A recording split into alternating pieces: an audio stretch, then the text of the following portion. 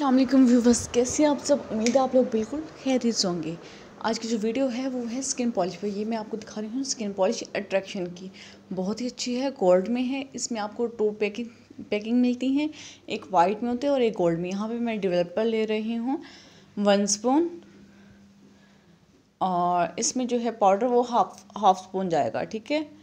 और ये बहुत ही अच्छी स्किन पॉलिश है, बहुत ही ज़्यादा।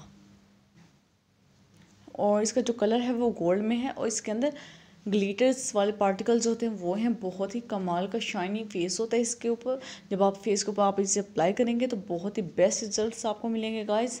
और अब आपने इसे अच्छे से मिक्स करना है। मिक्सिंग आपने अच्छे से करनी है। ये बहुत ही माइल्ड किस्म की स्किन पॉलिश है, इसके बहुत बेस्ट रिजल्ट्स आपको मिलने वाले हैं गाइस। इसे आपने अच्छे से मिक्स करना है। Mix mix plus mix.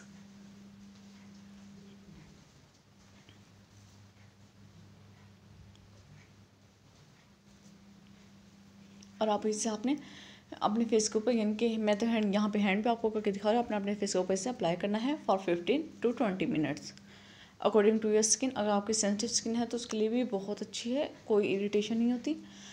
Just आपने ये करना होगा कि स्किन पॉलिश करने से पहले आपको फेस अच्छे से वॉश करना है, और उसके बाद